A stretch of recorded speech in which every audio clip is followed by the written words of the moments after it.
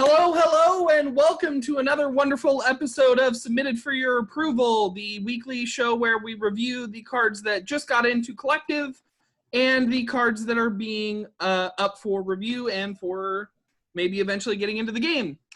We are joined today, as always, by my faithful co-host, Grief. Howdy, folks.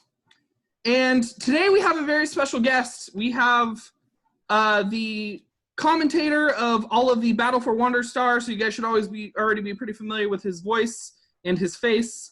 We have Wagnozac joining us today. Hello, everyone.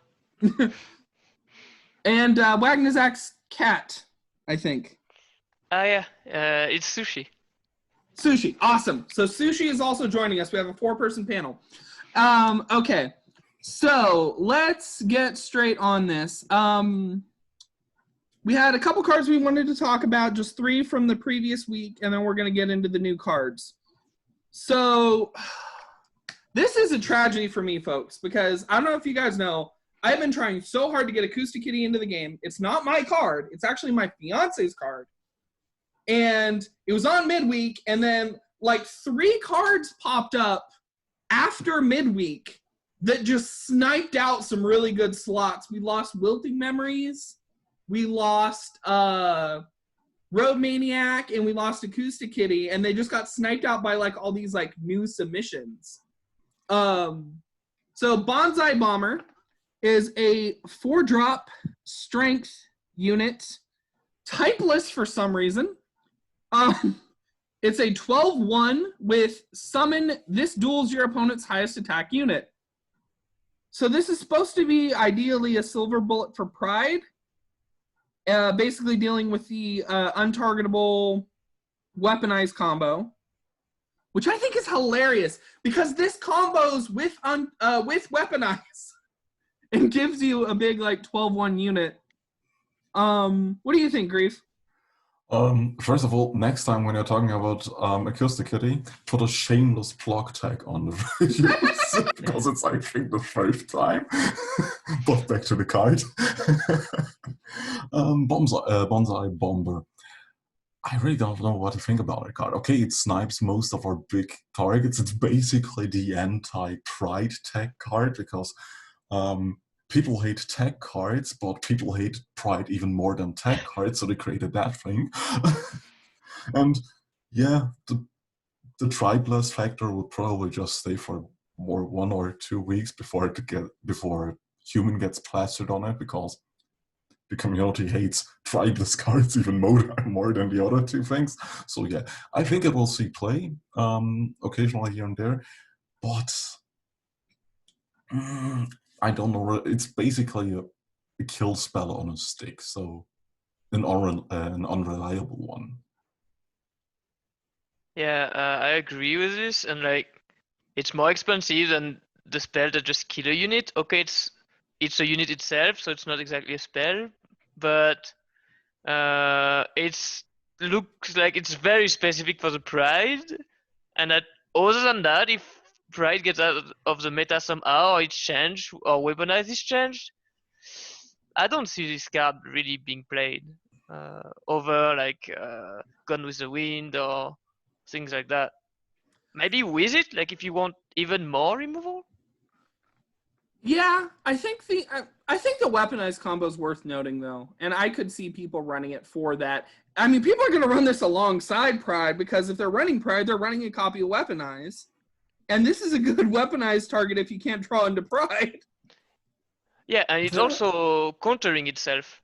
Like if you play this card, it has more unit, more attack than Pride, and then it would get killed by this card, and Pride is protected. So you can even play around this card. So I don't know. I mean, if I really want to counter this card, wouldn't I just drop Wrath? I mean, it's just we go even further beyond, right? It's like you play the counter to the counter card at some point. Who knows? Yeah. It's cute. Now, I was talking about all those snipers that came in after midweek. Let's talk about another one. Oh, yeah. Cast Out is a 3-drop strength action, illustrated lovingly by Shreydark. And it is destroy all friendly units, destroy a random enemy unit for each friendly unit destroyed. This is to address the long-standing problem of strength not being able to have a log effect or a mass removal. Board wipe. That art is derpy. I love it. Yeah, the art is great. It is great. The art is great. I'm glad it has something, right? And it's actually cheap too. Does strength do enough? Okay, so the question is, how often am I going to make this an even-ish trade, right?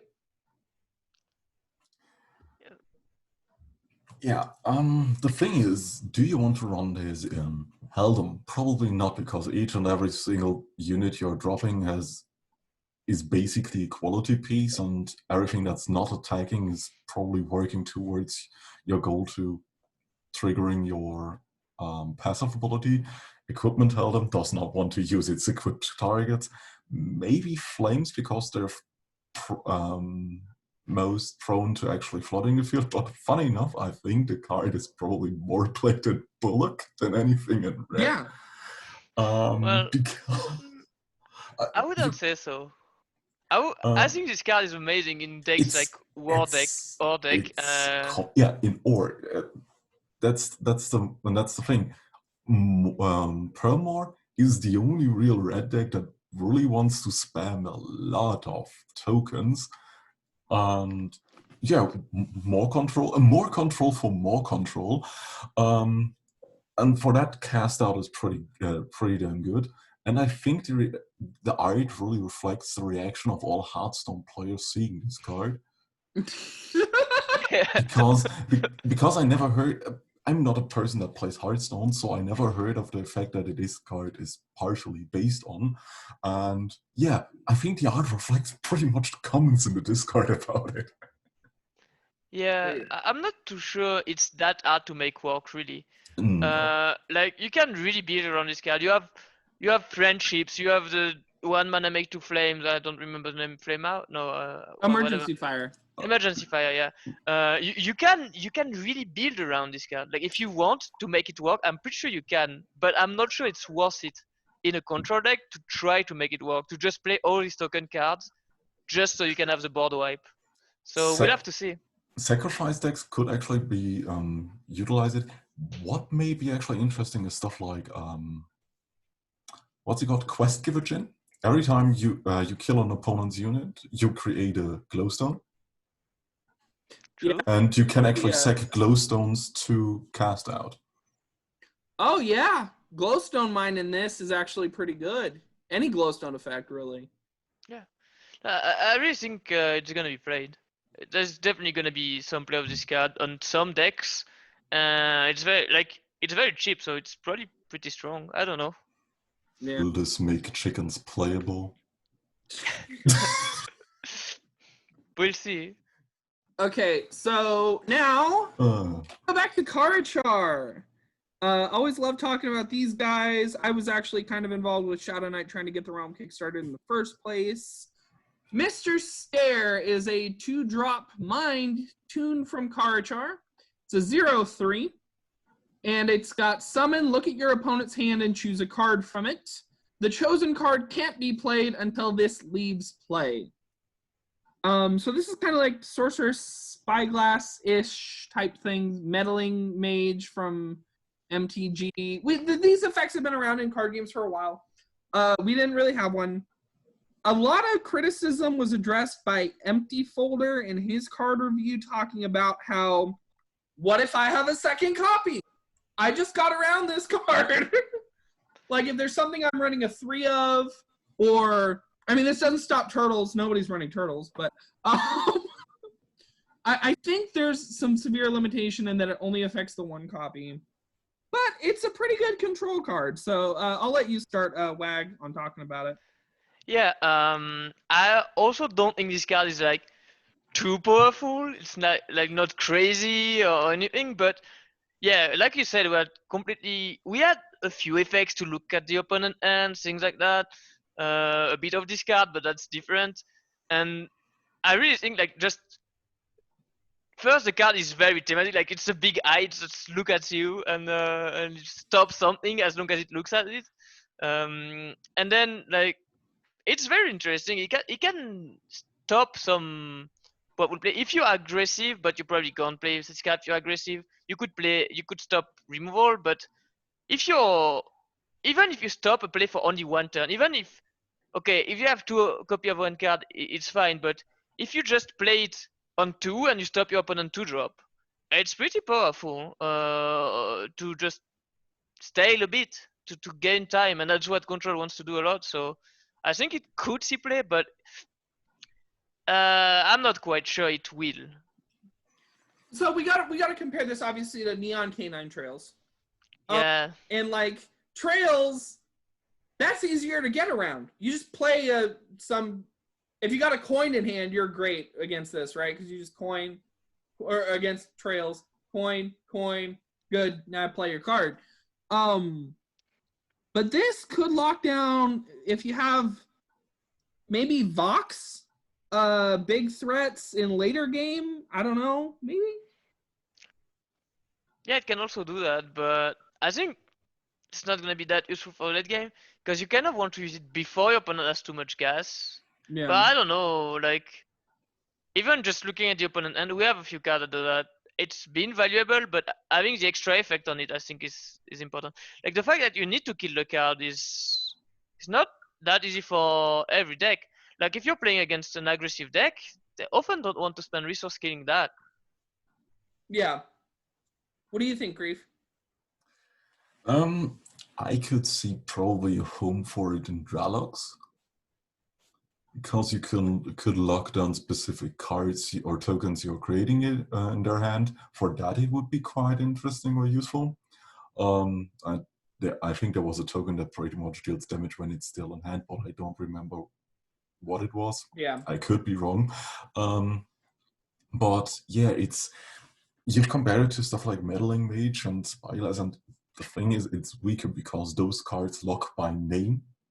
So Yeah. multiple copies are even locked down by it. For me, it feels like to be really useful, it's in the wrong affinity, because playing it besides or side by side with discard effects or other hand locking or hand disruption effects, it would actually improve on playability. But in mind, you're paying one extra of affinity, so playing this on turn 3 or as a 3-drop itself feels pretty bad, because it's a passive unit that cannot really interact in combat. Yeah. Okay, that's more than enough for the approved cards. Let's talk about the new submissions, the exciting part. Starting off with the Cursed Knight. Okay, so every 2 weeks, the Archetype Completionists have their bi-weekly card jam. This week was Frogs. And that got interesting because the frogs they were looking at were the Brit Amphibia frogs, which are playing off of and riffing off of a bunch of Arthurian and English legends. And so they're trying to kind of fill that out. This jam went a little weird, and I talked to the people at the Archetype Completionist. They agree with me that this went a little weird this particular week, but I think it was worth bringing up a couple of the designs. The Cursed Knight is a 3-drop strength unit, 6/5 Frog Knight from Brit Amphibia. 6/5 for 3, what's going on? It has Duelist, and after this kills a unit, banish this card. So this is another Gone with the Wind. This is like, I'd rather pay the 1 extra for Bonsai Bomber at this point, right? Because that happens on play, and this isn't going to get counter removed. I mean, I can only hit 1 guy with Bonsai Bomber, but I can hit the right guy. Yeah. I don't know. You could actually hit the right guy with this card too. Yeah. Because the funniest thing is, it could actually lock your opponent out of playing their more important, bigger units. Because it's a duelist, so it's a threat on board or removal on a stick that really just banishes itself when it actually kills a unit. So it doesn't need to attack. Or if you're basically able to control the board, you can attack with it. But on the other side, you'd never want to block with this unit. Yeah. Hmm. It's You it's also... Yeah, go for it. you have quite a lot of reach with this duelist, but the thing is, how much use do you get of a unit that can basically die to any jump blocker, which is funny enough. Yeah, I guess the dream is to give it flying or something, or to Yeah, weaponize evasion. it. You just want to weaponize this thing. You get True. +6/+5 and duelist on a unit. I think someone did that That's pretty today. insane. And but other than that, yeah, I guess the dream is to hit the face, but you can't really even attack with this card. If it's blocked by a 1/1, it dies because you kill a unit with it. Yeah. Yeah, So you can't it's just attack, you kind of- can't block.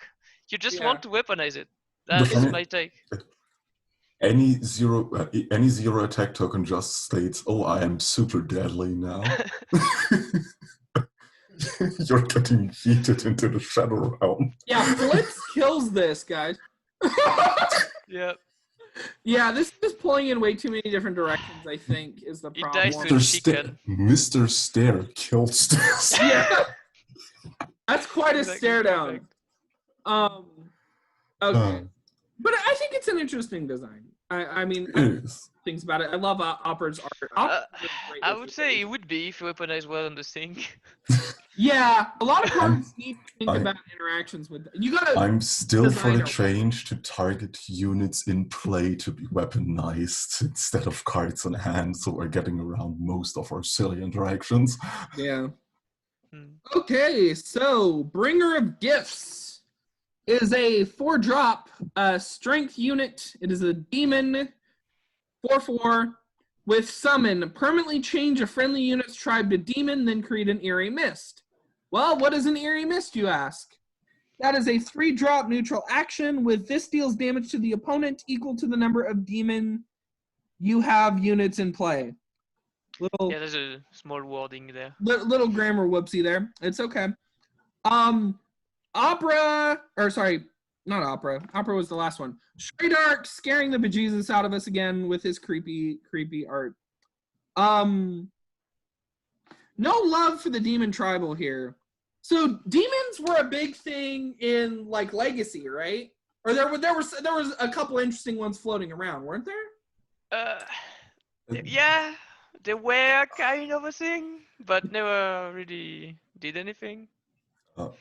Yeah, so Basic- okay, but this thing is you need a couple support cards like this to get those kind of effects going, and I thought it was pretty neat.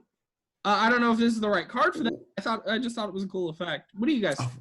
Well, our demons, funny enough, just operate like magic demons. Pretty interesting cards. Sometimes pretty underwhelming, and on other occasions, it's like Wrath, Munchie, Pride. Pretty good beefy sticks that do stuff when they hit the board, or do stuff to your opponent when they let them hit their face. So they never really, even with those kind of support effects, they never really felt like one cohesive tribe. Mm-hmm. And also, like, it doesn't really feel like it works well with this card. Like, you're not really swarming the board with demons, right? Mhm. So Eerie Mist's not gonna push a lot of damage. It's not really a win condition because we don't have, like, you don't fill your board with demons. This would be a direction for demon maybe to go. I'm not sure, like summoning a lot of small demons instead of the big ones, because we have a lot of the big ones, but maybe we need smaller Stuff ones. like Speed Demon. Yeah, or the old imps. The Yeah, old is demons, Lawlimp a demon? Yeah, A lot of Yeah. Lawlimp on this guy? Lolly should be actually a demon. Yeah, I think Lolimp, and then there was the one that dealt 3 damage to you and drew a card as well to drop. I think So yeah, that- we had a few demons like this, but it was kind of always in this spot where there's not exactly enough to just play demons, but there is also synergies with demons somewhere in the game. Yeah, similar with dragons actually. Yeah, pretty similar. Yeah, so I guess that's probably something good for the archetype completionists to look at for their next jam, maybe, is demons or dragons, because they've been in that kind of awkward spot. You guys are saying for a while now, right? Yeah. Yeah, for like ever. Okay, now this is, I think, the last of the ones I... No, I have No, one. you still have two. Wait, you put that one on the list? Yeah, well, yeah, I'm gonna plug Grief here now. Shameless plug tag. Oh, Eibon the Unshackled is a 4-drop strength unit demon horror from Walnocked. It's a 3/3 with, at the end of each turn, each player chooses a card in their deck to put into their hand, then banishes all of their other copies of that card and shuffles their deck. This is yeah. fun. So lore-wise, Grief, tell me a little bit about this card. Okay. To make things short, which I'm pretty bad at. This is if anyone saw a card called This Stranger from the Nightmare Carnival from Valnacht, this is him not under the contract of the Dreamer, because now that they are in Valnacht, all nightmares basically do not have to obey or follow any of the commands the Dreamer imposed on them. So the stranger, now unshackled, can actually go into the world and wreak havoc as the washed out contract demon he was for millennia. So now trying to regain his strength, he's trying to gain a following, and most important, trying to trick the trickster god, the dreamer, but he needs his book. Okay, so yeah, Wow. the art on this is lovely. I love that this is a callback to what was actually the first card in Walnocked, right? Exactly. So this is going now full circle. The close to Marilyn from Magic the Gathering, if anyone knows Marilyn of the Morn Song. I think it's Yeah. weird that it banished. I mean, this almost got in last week. Yeah, it was a runner-up card. Through the DC. But then the weird thing I think about this is that if you have one on the board, or if you have something on the board that you want to keep, and you also want to fetch your second copy, you can't. It locks you out of certain play patterns, which is very interesting. I like cards that don't just give you everything. But a lot of people have been trying to run Highlander. There are a lot of designs that are floating around for like don't run multiple copies of the same card, and this supports that because you get fewer banishes. What do you think, Wagnozac? Well, it's very interesting. It creates like sort of dynamic of like when your opponent plays that, you don't really want to remove it, but it's still a 3/5, so you still kind of want to. But like you want to also fetch your own cards. It can be very powerful in some probably weird combos, like 2-card combos that just need to find second cards. Like for example, Enchanted Pride. I mean, I guess it's 3-card combo, but like it could be really easy to find. I think it's pretty good. Like it's like the symmetric card. Like you try always to break when you're playing it, of course, but the banish of all the other copies, it also mean, oh no, it doesn't work. Like okay, it doesn't work like I was thinking it would. I was thinking like if your opponent, you play a mirror and he has a card and you have in your deck, you could just remove it from it. That would be crazy. Funny. That would be funny. Yeah, but that would be way too crazy. But yeah, no, I think it's interesting to have a symmetrical tutor for both players and see where it goes. It's a demon as well.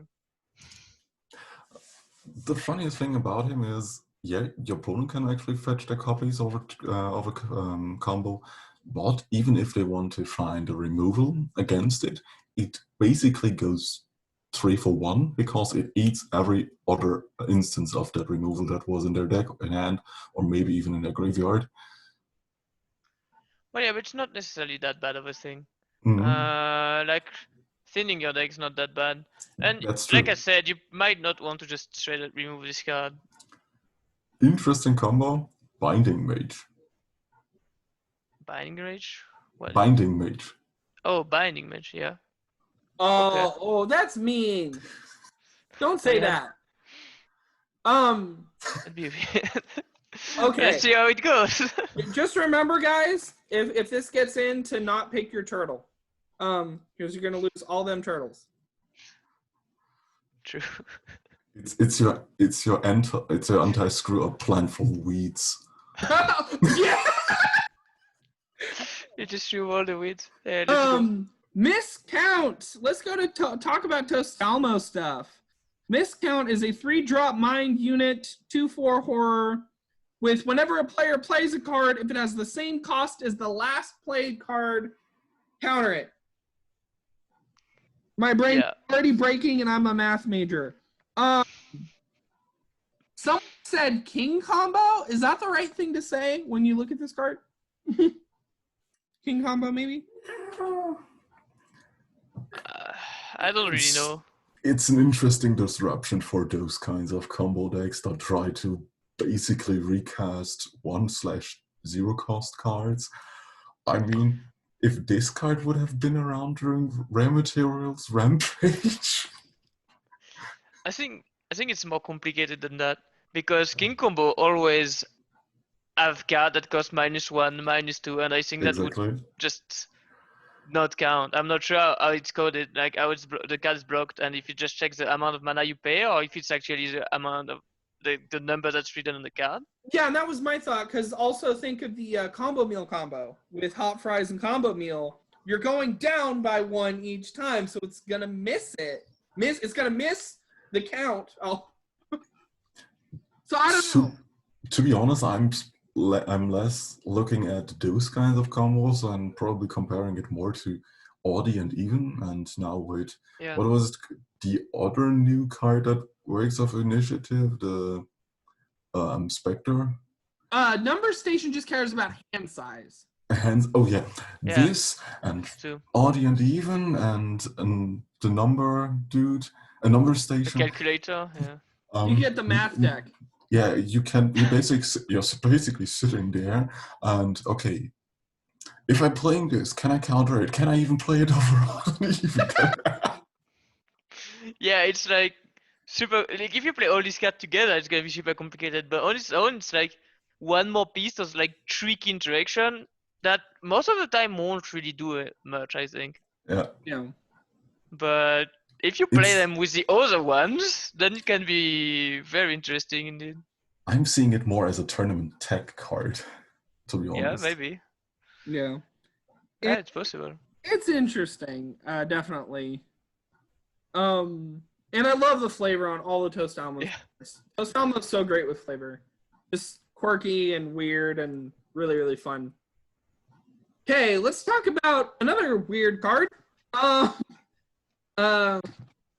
Fast Lane is a 2-drop mind action with fast, and choose a card with fast in your deck and add it to your hand, because sometimes fast isn't fast enough.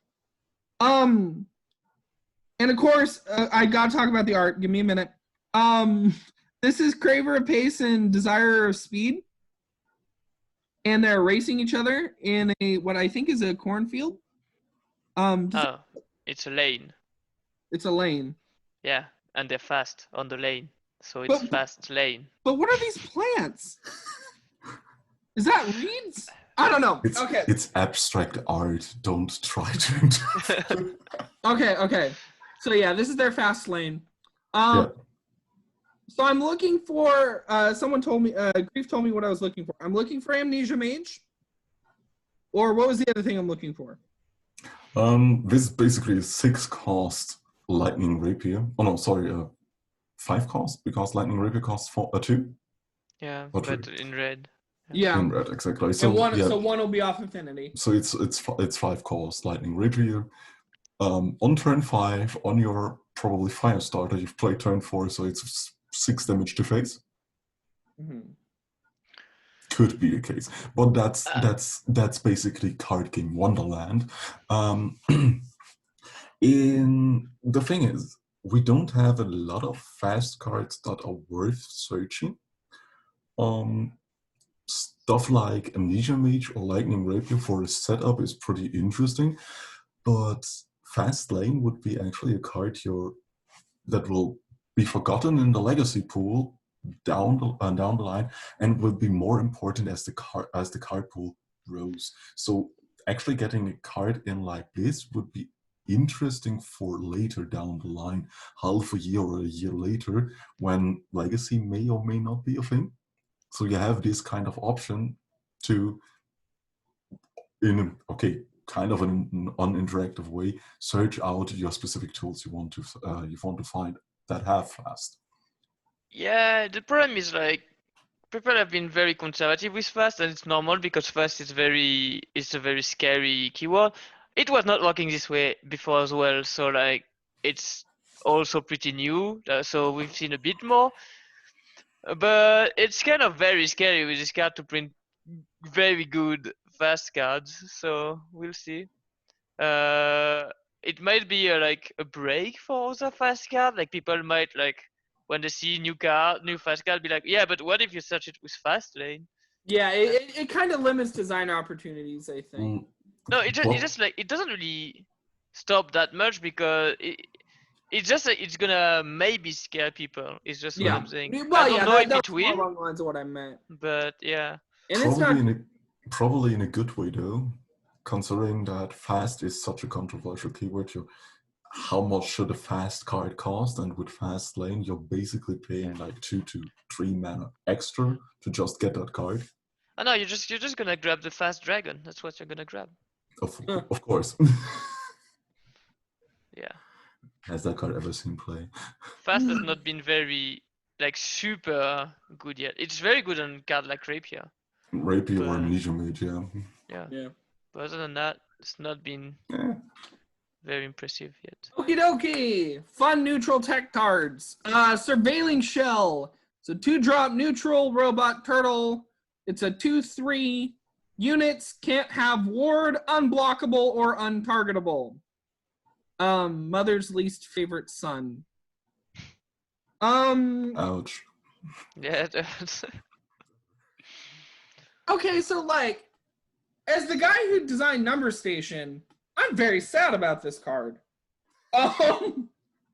But as people who might be playing against Number Station, what do you guys think?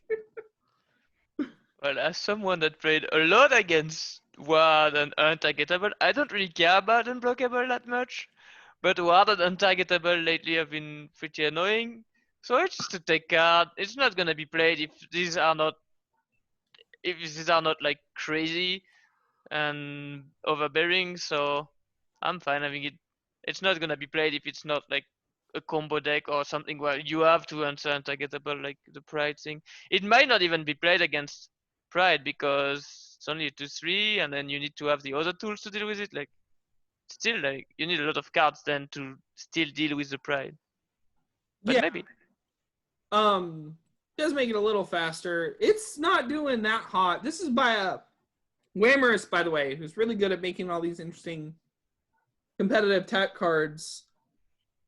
Yeah, what do you think, Grief? First of all, it's turtle, so turtle support. No, it removes the word from the others. That's the other part. It's not even good in turtles because all turtles are bored.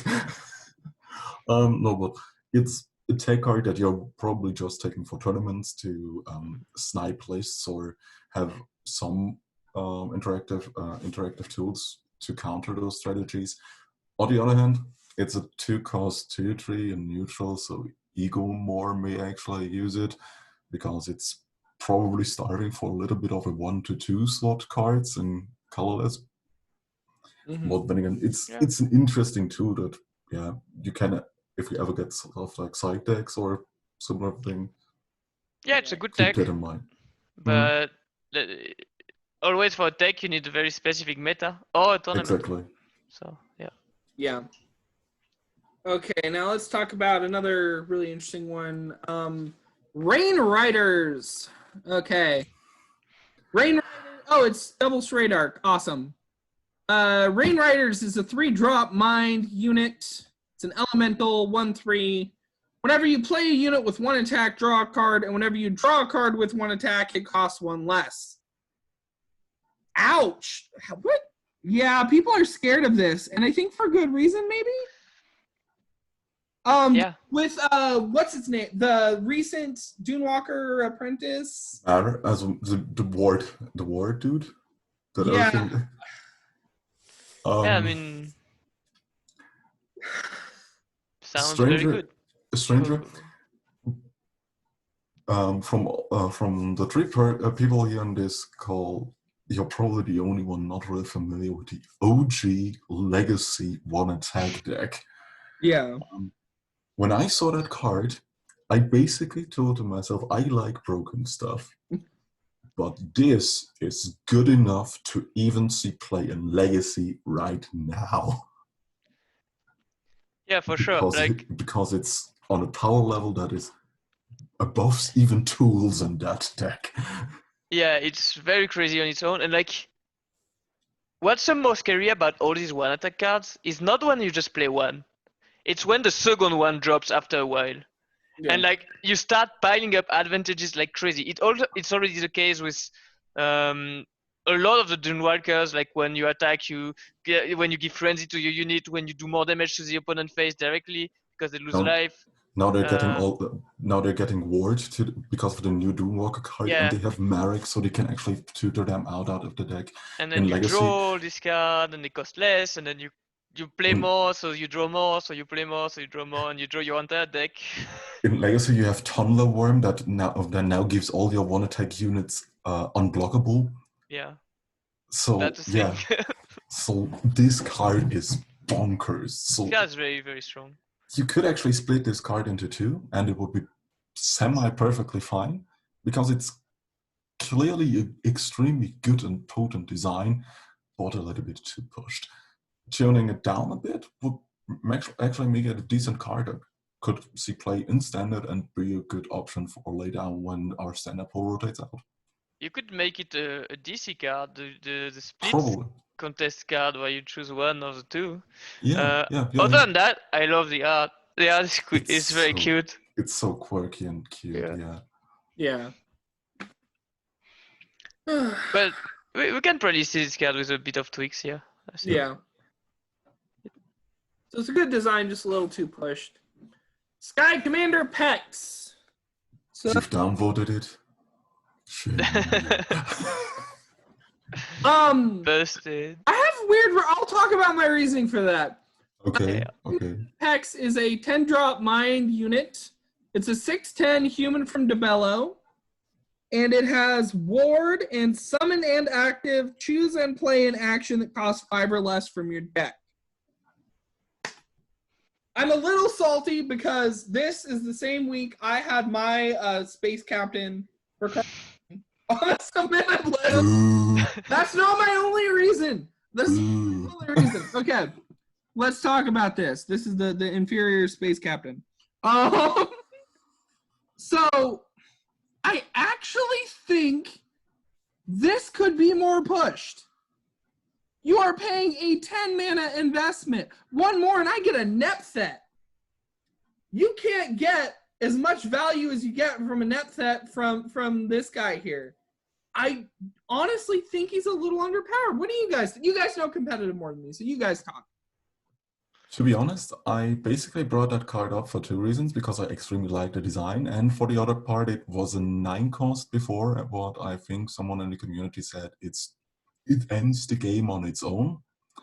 But thinking about it, our card pool for 5 to from 0 to 5 mana in Mind isn't that broken per se, or game ending, to be honest.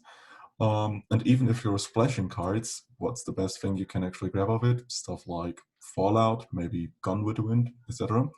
Oh, no. The best thing you can play with this is Harvest Sphere when the opponent healed. Yeah, that's also I actually mentioned that card too when the opponent healed. Yeah, but basically it also is an option for fog decks, because you can actually grab the new and improved Down and Dirty that to be a fog on the stick. You can get Arcane Scripture to be a fog to actually fog, draw a card or level up a bit. You can actually even level up with Hourglass because it costs 5, or does it cost 6 Yeah. now? It costs 6. Yeah, it costs 6 now. Damn it. But you could have in the You could past. have. So I guess my criticism is kind of reflected in what you guys have been saying. You guys point out like Fallout and like a couple like little tiny removal options. 5 is I don't think. Okay, Harvest my point Chia of is a good view- option. okay. I don't know if there's enough good 5 spells, but like you can do. Okay, it has ward. It doesn't die. You can do it every turn. Mm. My question is, does this remove the card from your deck or not? That's the problem. Actually, Because- it is meant to actually play the card. But the Okay. current version, which has a fix on the bug and a bug fix channel, is it plays a copy of it. So in that case, it was pretty damn busted. Yeah, exactly. When I defended the card, I basically operated under the impression that it plays the card from your deck. At that point, you can actually play it for 9 mana, not 10, because at 10 it's a little bit too slow in those decks, or has to compete with other options in spirit control like Mom, or in 2 more turns Geschlord drops. So it's a little bit iffy in those cases. But yeah, if the card removes the cards from the deck, it's perfectly fine, to be honest, because it's turn 9 or 8 to 10, and you still you still need to have those tools in your deck to operate it. Yeah, I was scared that it would play just a copy. If it doesn't play a copy, it's not that strong. But if it plays a copy, you can get a lot of infinite value on Yeah. weird things. As I And said, in Legacy, you currently can it does. do absolute scaling. Yeah, that That's Oh. funny. great. Boy. Bring back scaling. Pretty funny. Yeah, but yeah, And probably currently no- it sadly does. Yeah, if it's a copy, yeah. No, but when I mean broken, it's like, I don't know. But then, does it do all the play effects? Because if you already played ultimate scaling, can you still activate it and then you play another one, or you're not supposed to be able to play another one after playing the first one? I think Things like this. I think due to force play, you cannot play another one. No, I Yeah. think it'll cheat it into play. No, absolute scaling is actually has a hard clause that does not allow you to play a card of its same name in the same turn. Yeah, but like if it's through the active and you force play, like yeah, that's what I mean. That's why it's broken, because it probably creates clashes like this. And when I mean broken, I don't mean like overpowered. I mean just the interaction is gonna not work That's properly. basically, Maybe that's basically a game engine thing. Yeah, yeah, Yeah. it's a interesting. contradiction. Because But I think all it does is exhaust all the ones in hand of the same kind. So I don't know. yeah, for 10 mana, probably just tiny bit too weak. Yeah. That Okay. I'd- So let's talk yeah. more frogs. This More frogs. is the start of your picks, right, Wag? Yeah, that's one of my picks. So They are this just this too is good. Wag's picks. Look at that. Frogiam Hoppace is a 4-drop strength 3/3 frog from Brit Amphibia. It's a common. Duelist and Entomb create a Croakmore in play and ready it. He wields the legendary Croakmore. What is a Croakmore? A Croakmore is a frog from Brit Amphibia, 2/2 duelist, and he just wields a normal sword. So this is a frog wielding a sword. Yep. Below lets you know to look in the creator line and see Tostalmo did this. I love It's just amazing. It's amazing. It's just great. It's on the same level as Sweetest Scent Kodama and Three Boys taped together. It's perfect. Yeah. The flavor is just great. It's amazing. This is actually really cute, and I think it's also really good. What do you guys think? Yeah, I don't think it's bad. It reminds me a bit of the old Samurai, the 3/5, that could duel and then block. It's like this time you can just duel and then duel again. You duel for 3 and then you duel for 2, but it's pretty good, I think. I mean, the problem from this card is obviously that he has 3 life, so you play it for 4 mana and then dies to any kind of piece of removal. But if you can play it on the right initiative and get to do it first, I don't think it's bad. Yeah, and it's worth noting the really clever part here. I think this is the right place to use this ready it clause. So if you are in a pinch and you have like a 5/5 that's gonna end the game, and you got this thing out, you're gonna duelist and then duelist a second time and kill that 5/5, or you can get a 3/3 and a 2/2. So this can potentially get you 2 removals if you play your cards right. On the other hand, you're basically looking at something that actually is more akin to stuff like a spirit, where you have sticky units that are catered to surviving removal spells, etc. Of course, if that card is removed because it's a 4-cost 3/3, and 3 is pretty much our last important HP threshold in the game, yeah, it gets nuked for 3, and you're still having some stuff of removal or an attacker or even a blocker because it is semi-agile or ambush printed on it because it's readied. So you don't have to deal with it. You can actually play this into a board wipe and still have a board. Yeah, well, one thing I'd like to bring up is Forest of Cinders. So Forest of Cinders is going to clear a good chunk of the board out, but there will be a couple bigger units hanging on with maybe 2 HP. And this thing can deal with that last 2 HP. The thing is, you cannot play this into Forest of Cinders. How do you mean? Forest of Cinders would kill this at 3. It will spawn a unit, and the thing is, if you does this card spawn a unit after Forest of Cinders? Forest of Cinders waits until everything is done dying. Okay, good then. Yeah, So okay, this then means your Croakmore, your little midget frog, will stand alone in the carnage. Yeah. You need to also realize that this guy is not that great for another reason. I mean, there is another weakness of this guy. Is like you were saying, you can snipe a 5/5 with that, but you cannot always. You will do 3 damage. The opponent has the time to answer in between, heal it, buff it, kill your 2/2. So it's not that easy. It can be like tricky to set up kills with it because your opponent can interact with it in between.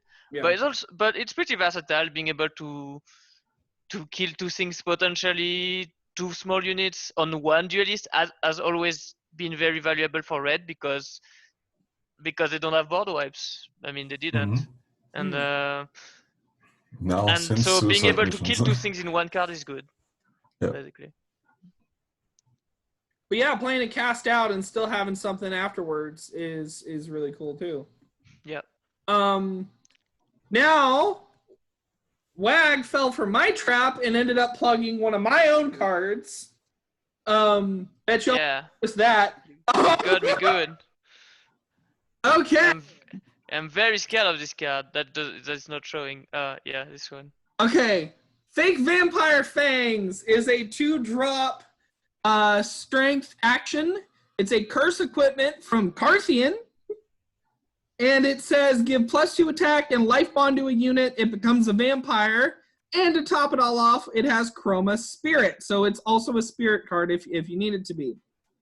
Lore minute. I get a lore minute. So, why is this a Carthian card? Some of you are probably wondering. I don't feel the Carthian vibes. The devil is alive and well in Carthian, and he has a curio shop. So this is a cursed toy vampire thing that sticks in your mouth and makes you a vampire. I don't know. I'm going to say I like this card. This is a great card. 5-star. No. So why I designed this? We need more. Our equipment pool is not that great. And the current equipment lists rely on having the unit already have Life Bond. Usually Life Bond and Flying, they run like Vein Reaver and Angelfish. And I wanted to kind of turn that on its head and say, well, what if you can give a unit Life Bond and then maybe run with that? But the other thing is, all the equipment is focused in strength. So I also let Spirit have access to this so that it could play around with it. So what do you think, Wag? Well, the only reason why I'm scared of this card is none of these +2 attack or life bond things. It's just this clause that it becomes a vampire, because you're not gonna use that on your units. You're gonna make the opponent a vampire, and then you're gonna steal it with your 5-drop. And then, hey, you reap the benefits of having the +2 and life bond and your opponent's unit at the same time. So I'm really scared that on 5, you play your 4/4, and then next turn you just do this and steal the card on the same turn, or like you set it up before, and it's a bit scary to steal a unit that early. What is the name of the card? He's talking about the Cortez. Yeah, it's the other vampire. It's a 4/4/5. Lady Cortez, and Yeah, I think Lady she Cortez. steals Thralls. Oh, she steals thralls. Exactly. Oh, she doesn't steal vampire. Wait, wasn't she? Didn't she used she to was, make vampires? Yeah, but she was basically played like people who play MTG maybe know slivers, and the equivalent of Lady Cortez is basically the sliver overlord who can steal slivers. So mostly in most games, so in the past, you've played a sliver overlord to steal the sliver overlord from your opponent, and people didn't want to have that interaction with Lady Cortez. So they turned her effect into pinging units into thralls. So Oh, that it got thing is changed. out. Exactly. Alright, Okay. well, never mind then. That's fine. No, but other than that, like getting access to Livebound is pretty interesting. Yeah. In green and red, it's pretty good to be honest. Getting Livebound, it can be a lot of healing. So then, Yeah. if there is not the interaction, we can steal the card. I'm a lot less scared about the card. Not gonna lie. Yeah. It's So I personally just looked at it for the sheer madness that it can actually turn into a spirit card, and we have stuff like Balefulkin or Pumpkin or how it's called. Baleful Pumpkin. And the thing is that partially makes it balanced is that most of our plans or interactions with Life Bond are under the 3 damage mark. Yeah. And this, I mean, putting this on your Sweet Ascent code on, no, that already has double life. It already has double Oh life no! bond. Double life bond and life bond stack. yeah, I was thinking too. You'll get 2 triggers. Okay. But like, it kind of feels like it's more That's of a pumpkin thing than like exactly. It's just a lifesteal. But But yeah, it can this be a lot of lifesteal for sure. Yeah. Lifebone, sorry. put it onto a pinger or a card that actually burns damage. Put stuff like Chariot or things like that. Promo is also Yeah. halfway decent in KM because it's flexible depending on your on the form your hero takes. This is also good Yeah, we'll see. I think it's fine then. for Cycle Sally. After Sally loses Deadly, she's sitting around as a thing, and now you make her into something more useful. What else does Spirit want to do with this? I mean, any duelist works really well with that. Like just like it's kind of, if you have a duelist, it's kind of like a rapier, except it's slow, but it also gives you a lot of life. Especially if you can hit twice or more, then you get a very big amount of HP. Like for example, just that reward could be enough. Like that level 3, just you get more. Oh, Griff is upside down. What did it have? Okay. Sorry. We're just gonna run with it. Vineyard Jotun is what I want to put this on. Did you just flip me upside down? That's I wrong. didn't do it. Reorient your physical webcam. It'll cancel it out. Stop walking on the on the ceiling, Griff. Okay, we will figure out what happened with Yeah, it's later. Damn it. Okay, Studious Chicken. The one that got away 4 or 5 times. Yeah, that's why I put it there. It's been there like for so long. Is it finally the time, do you guys think, for the chicken? It's not doing that hot. Okay, I'm fixing it. It's at 5 now. Yeah. Okay. Studious Chicken is a 2-drop neutral 0/1 chicken, can't attack, and has active draw a chicken, discard a card, and entomb draw a card. So this was changed from the draw a card, discard a card to where it's now chicken tribal. Well, it was also changed some in terms. Like at the very start, it was just active draw a card. Yeah. And then it People was didn't like like that. very, very strong. Then put draw a card, discard a card. Now draw a chicken, discard a card. The thing is like, what chicken do we really have right now? I mean, I think chickens, their whole deal is just being cheap and getting a whole bunch of them. So I don't really care which one I draw. I'll draw Studious Chicken. I'll draw a chicken tower. But then I have to discard a card.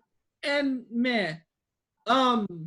Maybe, I mean, you can do it multiple times. yeah. It's very cheap. Discard synergy? I don't know. What do you think, Grief? Not to badmouth anyone here, but I don't really care about chickens. They have been historically quite bad, unless you can actually abuse them like Chicken Tower. This is just... problem for me is like there is no win con is in chicken. Chickens are not a way to just, you can't play just all the chickens and win. So yeah. Even the proposed win cons weren't really enticing, to be honest, that were posted in the past. Yeah. Yeah, and some people tried to find a win con with it. A Plot Most Foul was a card that tried to do that. It was an interesting design. I mean, yeah, there's like the chicken that grows itself and shuffle it back in the deck, right? Wagnozac, was it? Bockenstein, So yeah, so you can get it more with this. Why not? But I'm not sure it's still enough.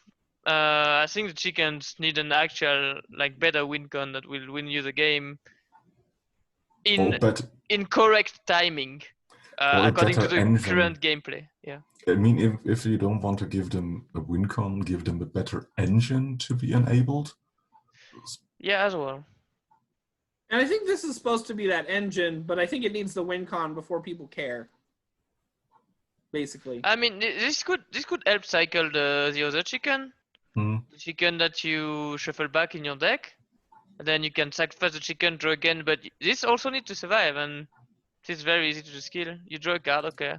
Yeah. The problem is most of your chickens have, I think all chickens have entombs and cannot trigger off just being discarded.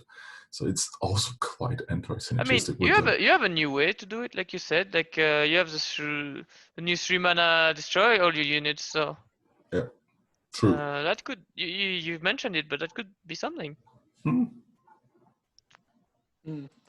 Chickens were played in like brew, right? Like Oni brew in the past. They all chickens just because they died and drew a card, and then you are cycling all your deck like this. So if there's another card to abuse. Death Rattle like this? I mean, Entombs. Sorry, with all the card games, it's I keep saying the wrong keyword. It's okay. It's okay. I can understand that problem. There's so many, but yeah, if there's another card that would abuse or like allow you to use a lot of Death Rattle in a row, cheap Death Rattle, chickens could shine again. But I don't know if we want another brew. Yeah, I definitely agree. They need. I don't know if this is what they need. Enchanted Projection. Fun stuff. This is a 2-drop mind action from nowhere in particular. It has choose an action from your hand and banish it. Then give a friendly unit active, pay the chosen action's mana cost to force play it. This does give you copies. Yeah. So, this art, by the way, let's talk about this. Go Chris has had this art sitting on the free art sheet for a long time. I, in my short time as a beta player, have seen 8 designs with it. Yeah, it's been a lot. This art needs to get into the game. Is this the right design for that? I think so. So, Magic has a card called Can't remember the name of it at the moment. But it just lets you basically do this kind of thing where you put put the action onto the unit and then Isochron Scepter. Yeah. It also has something that just lets you play an action for free in the recent set, and it only made about 23 cents, or it's only worth about 23 cents. So really, give it to you for free and it'd be fine. In Magic. I think this is fair, and I think this is interesting, and I think we need this card. What do you guys think? Did I upload this? I didn't upload this. Now I did. Oop. There we go. Yeah. I think this card's crazy. I love it though. Like it's very probably abusable in some way, somewhere with one action and one specific unit. It's a bit scary with units that are like allows you to repeat your actives, but there's kind of only one. And since you have to pay the card anyways, it's not that broken. But it allows you to potentially get an infinite action on something, and that's kind of interesting. There could be a new deck. So, yeah, it's not infinite because you have to pay the cost every time. Yeah, but you can do it infinitely, technically, even if you have to pay every time. It turns one card into potentially multiple of this one card. Yeah, and so Down and Dirty is going to be probably your call on this because you can make this into either Turbo Fog using the Dirty mode or actives, like you said, using the Down mode. What's the other good pick? Currently, you're basically doing stuff like fireballs or removal, or even maybe turn it into an infinite option of what's it called? Consign to the Void.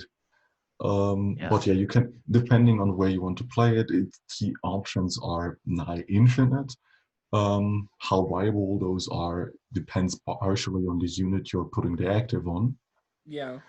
The actual interesting aspect about that card is you can choose two cards. The cards in your hand and the unit to put it on. So depending on those interactions, you can get nifty combinations out of it. Stuff like Isochron Scepter is actually a card that is an infinite win condition in other formats due to the fact that you can put stuff like you can actually put a blue instance on it that untaps all your permanents, and you put it into an infinite engine to produce infinite mana.